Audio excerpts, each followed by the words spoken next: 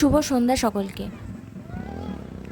সেদিন আমরা গিয়েছিলাম কদমতলা ঘাটের ধারে যে নতুন একটা পার্ক হয়েছে সেই পার্কে। পার্কের পরিবেশটাও খুব সুন্দর, আর এত সুন্দর ঠান্ডা মৃদুমন্দ বাতাস বইছিল মাঝে মাঝেই যে মনটা এমনিই ভালো হয়ে যাচ্ছিল। আর এরকম আরও দু এক জায়গায় হওয়াটা খুব দরকার কৃষ্ণনগরে, কারণ কৃষ্ণনগরে সমস্ত কিছু রয়েছে কিন্তু এই পার্কেরই বড্ড অভাব। আমরা পার্কের ভেতরে ঢোকার আগেই একটা ঠাকুর এসেছিলো বিসর্জন দেওয়ার জন্য, তো কিছুক্ষণ দাঁড়িয়ে গেলাম ঠাকুরের মুখটা দেখিয়ে তারপরেই ভেতরে যাব সেই জন্য।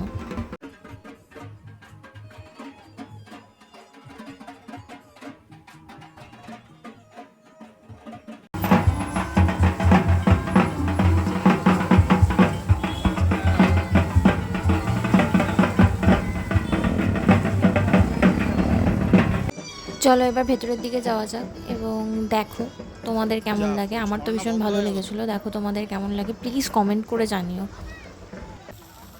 পার্কের পাশটাতেই দুটো মন্দির ছিল, কিসের মন্দির দেখার জন্যই এগিয়ে গেলাম। আর একটু এগোতেই একটা ঘাট ছিল, সেই ঘাটে আমি বিয়ের আগের বছরে গেছিলাম বিসর্জন দিতে আমার মানসিক কালী পুজোর কালী ঠাকুরকে। ঘাটটা দেখে ওই দিনের কথাটা মনে পড়ে গেল। শীতের মধ্যে পুজোটা দেওয়া হয়েছিল, ওই ঠান্ডার মধ্যে আমাকে বিসর্জন দিয়ে স্নান করতে হয়েছিল। ওখানে দেখো একটা শিব মন্দির ছিল, শিব আর গণেশের মন্দির একসাথে, আর একটা শিব মন্দির ছিল পাশে।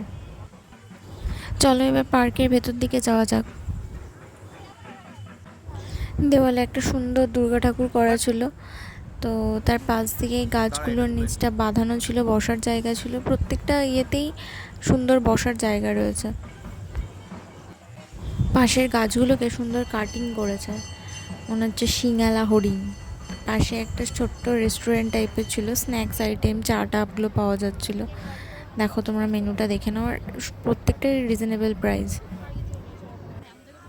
তো আমরা অনেক ভেবেচিন্তে এক প্লেট চিকেন ললিপপ অর্ডার দিলাম, দিয়ে জায়গা খুঁজতে লাগলাম যে কোথায় বসা যায়। তো মোটামুটি সবই সন্ধেবেলা ছিল, সবাই বসেছিল, ভালোই ভিড় ছিল। বেশ ভালো বানিয়েছে কিন্তু জায়গাটা।